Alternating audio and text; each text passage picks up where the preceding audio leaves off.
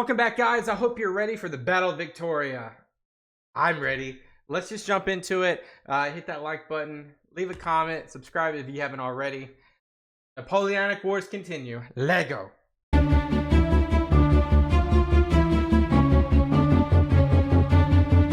Well, the Allied armies had seized the initiative and were on the march. The French armies were scattered all over Spain, and this is, once again, why is Spain such a high priority for Napoleon? It's interesting, right? Like, they should have cut Spain off a long time ago. Long time. May 1813. While Napoleon's Grande Armée began its fight back in Central Europe following the disastrous invasion of Russia, 1,200 miles away, at the other end of Napoleon's embattled empire, another enemy was poised to strike.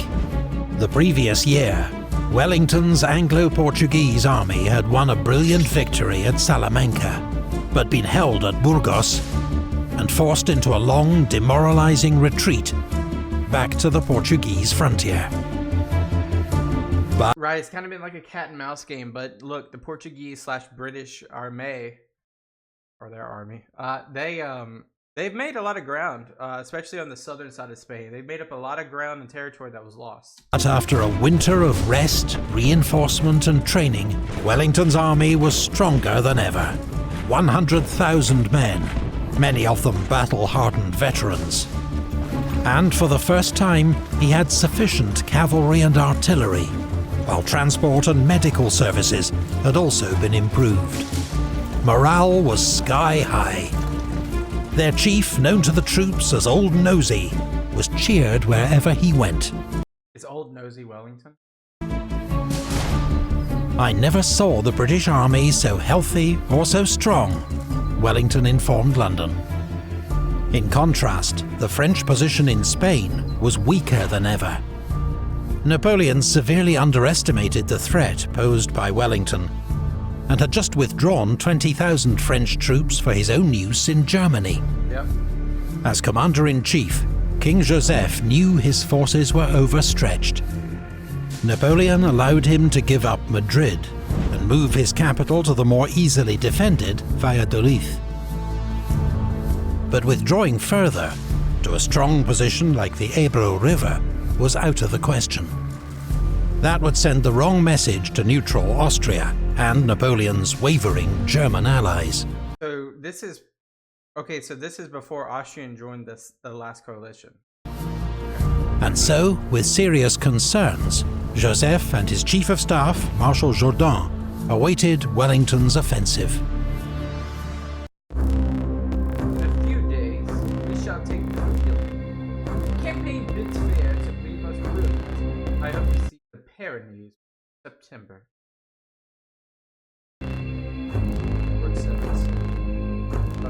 Wellington's plan was for his army to advance in two wings, concentrate at Toro, then move against Joseph's forces. In the south, Murray's Anglo-Sicilian Spanish force, based in Alicante, had just repelled an attack by Marshal Suchet at the Battle of Castalla. Murray would now mount a diversionary landing on the Mediterranean coast to coincide with Wellington's advance and prevent Suchet sending reinforcements north.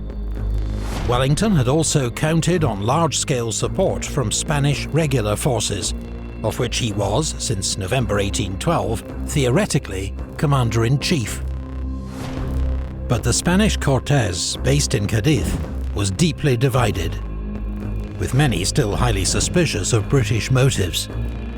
They think Britain might want to take their territory, just as the French tried to?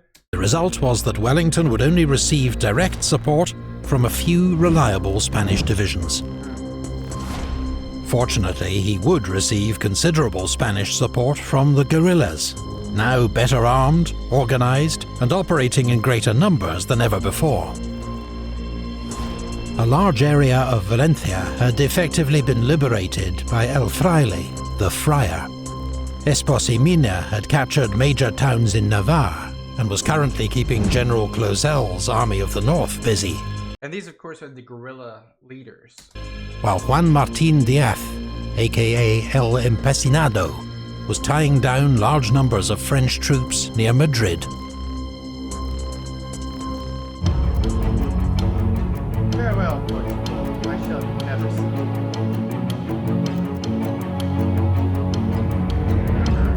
On the 22nd of May, Wellington bid farewell to Portugal and began his advance.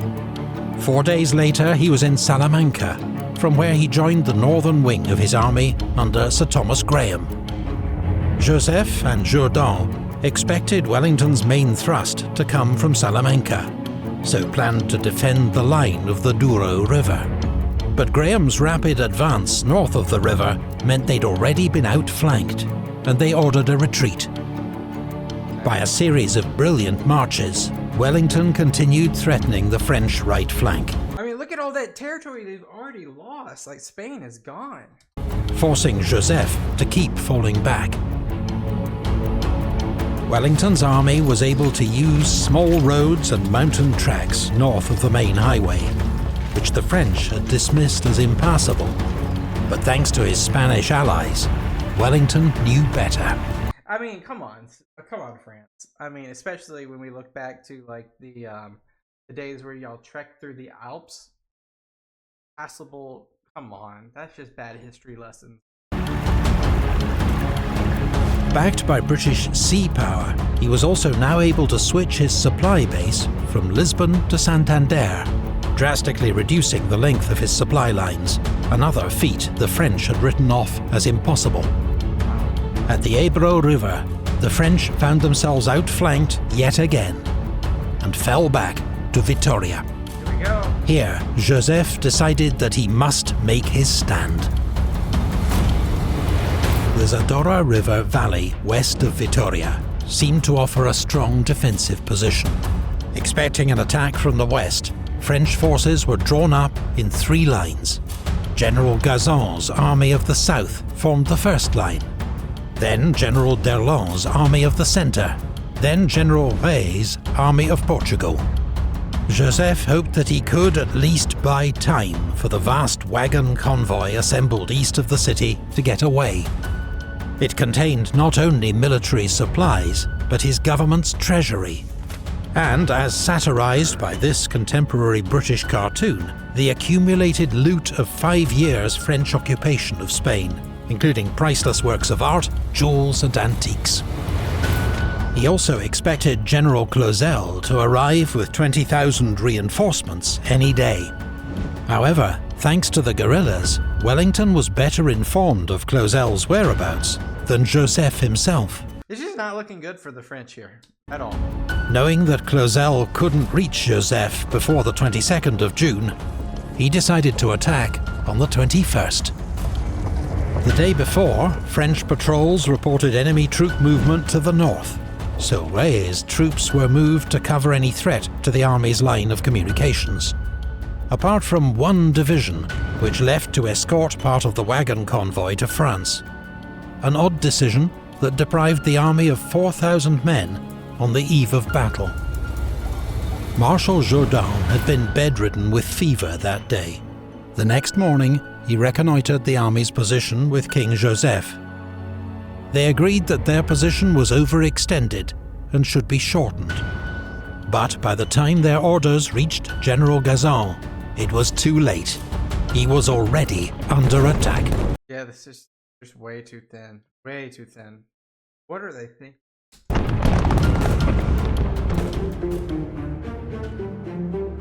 Shot firing on the right gave us notice that the ball had been opened. Wellington, enjoying the advantage in numbers for once, had decided to attack in 4 columns across a 10-mile front, with General Graham's left-hand column threatening Joseph's line of retreat. I mean, he has to fight that wide just because of how spread out the French are.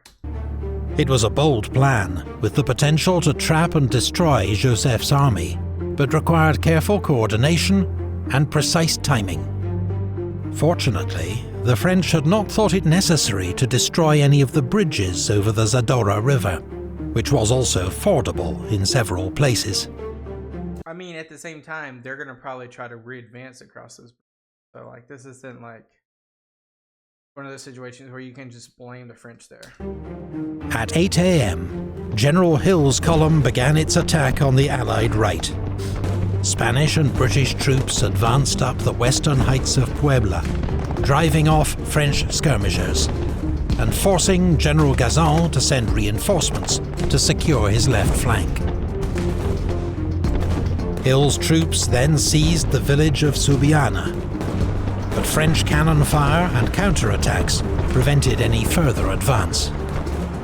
Convinced that Hill's attack was the main assault, and that troop movements to the north were probably a diversion, Jourdan continued to send troops from the centre to reinforce the left.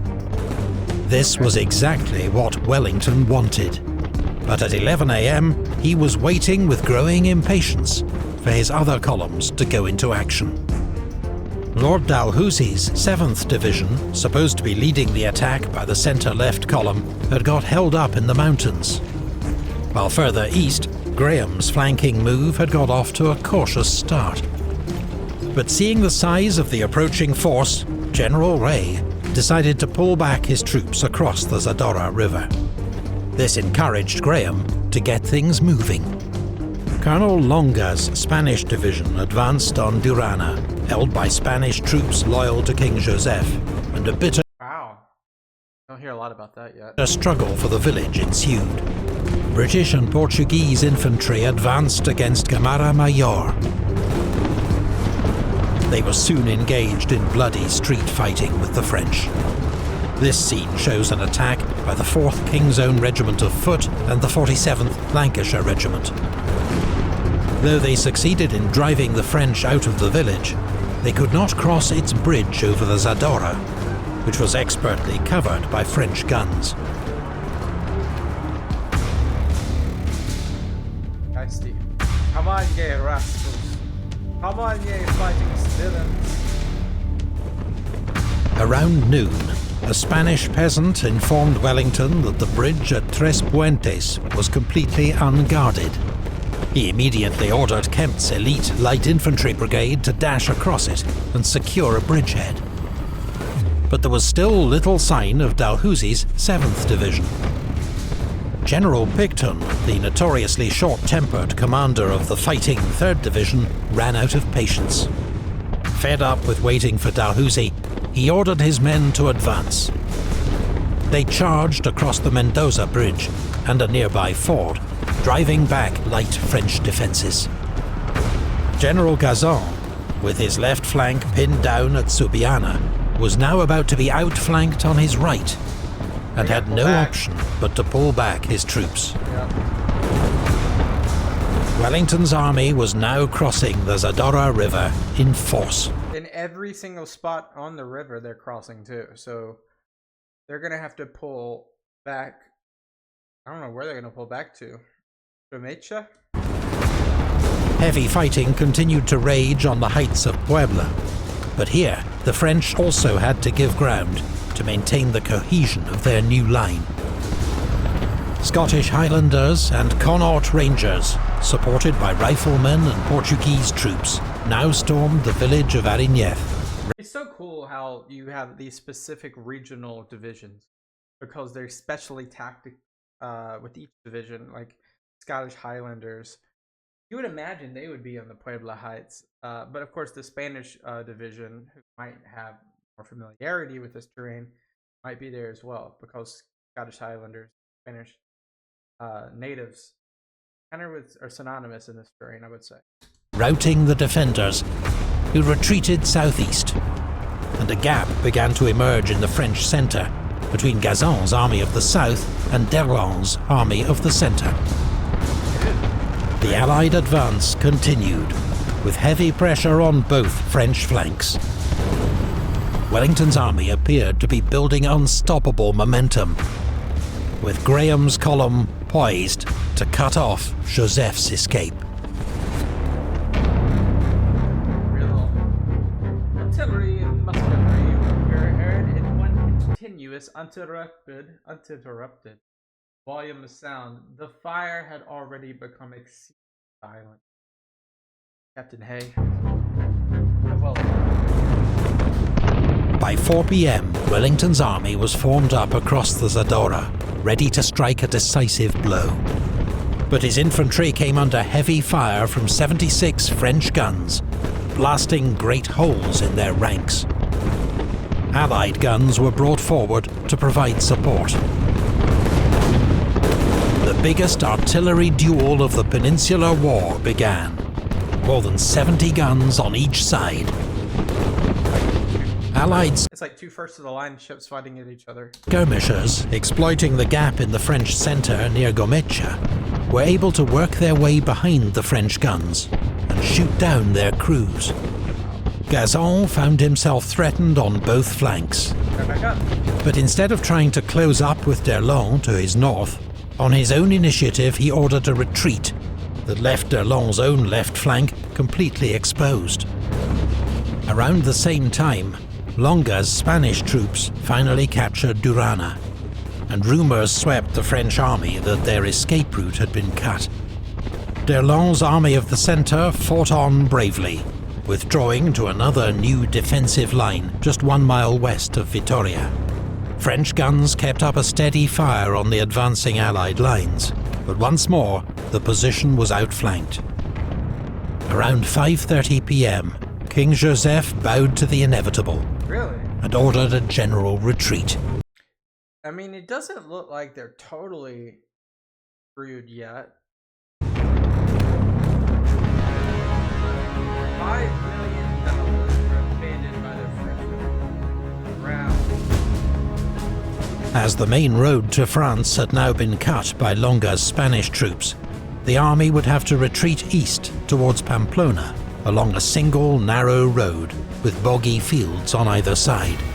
Bad enough for thousands of troops and guns, but there had been no attempt to move off the army's enormous convoy of wagons earlier in the day. The result was pandemonium, as military units and artillery tried to force their way through the streets of Vitoria and the congested lanes and fields beyond. The task of forming a rearguard fell to General Reis' Army of Portugal, which conducted an organised withdrawal covered by its cavalry. Wellington hoped that Graham's column would now be surging across the Zadorra River to cut off the French army's retreat. But Graham, overestimating the enemy's strength, continued to take a cautious approach. East of Vitoria, the French retreat descended into total chaos. The single narrow road became blocked. Wagons that took to the fields got stuck and were abandoned. Allied cavalry fell upon this confused mass, spreading panic and meeting little serious opposition. King Joseph and Marshal Jourdan themselves narrowly escaped capture. Among the abandoned wagons, many civilians, including officers, wives and children, priceless paintings, jewels and furniture, and more than 5 million gold francs. Troops on both The rich keep getting richer, don't they? sides broke ranks and dived into an orgy of plundering. One British officer described the scene. About dusk, the head of our column came suddenly on some wagons which had been abandoned by the enemy. Someone called out, "They are money carts!" No sooner were the words uttered than the division broke as if by word of command, and in an instant the covers disappeared from the wagons and nothing was seen but a mass of inverted legs, while the arms were groping for dollars. For money it certainly was. The scene was disgraceful, but at the same time, ludicrous. Wellington, however, was furious. Not only did the plundering delay pursuit of the enemy, but giant sums of cash, which might have paid for his army's supplies, vanished into private pockets instead. Gotta audit everybody. Of 5.5 million francs, only 250,000 were ever recovered by the army. Vitoria was a great victory for the coalition, not as crushing as it might have been, reflected in relatively light French casualties. But in the chaotic retreat that followed, the Allies did capture all but 2 of 153 French guns, and even Jourdan's marshal's bateau. That's but the territory also leveraged. Joseph's hold on Spain is going through his fingers at this point. You have set me among the trophies of your unrivaled fame, the baton of the French Marshal, and I send you in return that of England. The British army will hail it with rapture.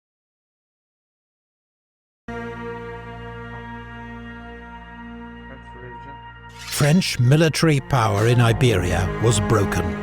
The Bonapartist Kingdom of Spain was at an end. Joseph returned to France to face his brother's criticism. Marshal Jourdan retired from active service. Napoleon sent Marshal Soult to replace them, but even his shrewd military mind could not turn the tide in Spain. Nobody could have turned the tide in Spain at this point. Counterattacks to relieve the French garrisons at Pamplona and San Sebastian were defeated. That autumn, Wellington began what proved an unstoppable advance across the Pyrenees and into France.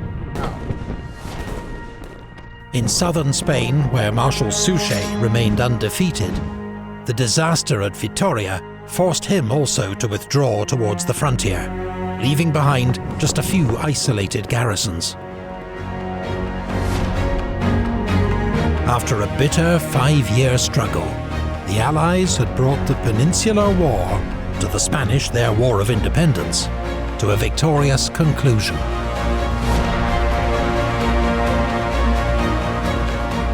It had been a long, hard road, steeped in blood and suffering. The alliance between Britain and Spain had been particularly treacherous to navigate. But ultimately, both nations had fought together with Portugal to drive the French back across the Pyrenees. New research provides a clearer insight than ever into the huge attrition of French manpower in Iberia. An estimated total of 260,000 lives lost. 3/4 died of sickness. Of approximately 66,000 deaths from combat, 43% were in actions against Spanish regular forces, 38% fighting British-led armies, and 19% fighting guerrillas. By contrast, British military deaths are estimated at 52,000, Portuguese 15,000, with many more thousands of civilian deaths, while Spanish deaths are unknown, though the country as a whole may have lost as many as 500,000 lives in 5 years of war and occupation. For Napoleon, this disaster had been an unnecessary and largely self-inflicted wound, an intervention born of arrogance and false assumptions, with dire strategic consequences. But as the Napoleonic Empire crumbled in Spain, an even greater struggle neared its climax in Central Europe, where Napoleon faced the most powerful coalition of his enemies yet. If the French Emperor was victorious in Germany, Wellington might soon be scrambling back across the Pyrenees. The fate of Europe was about to be decided at the Battle of Leipzig.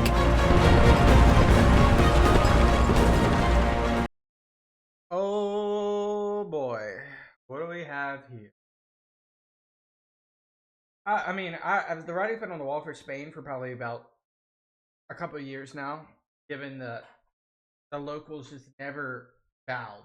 The guerrilla warfare just continuously hurt Joseph, as well as their supply lines. The British, with being the purse of every single conflict in the Napoleonic scene, really just amplified Portuguese and Spanish regular forces to take down the opposition. The guerrilla warfare just was like a thorn in the side of Joseph and Napoleon the entire time. We saw, great generals and marshals not have success now in Spain, where they had success in Italy and Austerlitz and Egypt and so forth. It's just a different landscape, a different enemy, and a well-funded enemy. Have it be. Wellington is a brilliant, exercised caution when needed, did not get too aggressive, pulled back when he needed to, but then he figured out how to manipulate and leverage his forces and the forces of Portugal and Spain to his advantage when he wasn't to be aggressive. So overall, a masterclass of an example of military maneuverment in Spain by Wellington and Allied forces. Now, Germany is crumbling, the Germanic area. Leipzig seems like to be the where the epiphany, or not the epiphany, the pinnacle of the fight will go to. I'm expecting a huge battle. I mean, that's a huge area, a huge area. The Rhineland. This is it's a lot up for grabs. And you got the reputation of Napoleon, but you also have like the engine, which is France, which is their military campaigns. I'm excited to watch more. I appreciate every single one. Hit that like button, leave a comment, subscribe if you haven't already. I appreciate every single one of you. I hope you're ready for the next one. I'll see you there. Peace out. Bye-bye.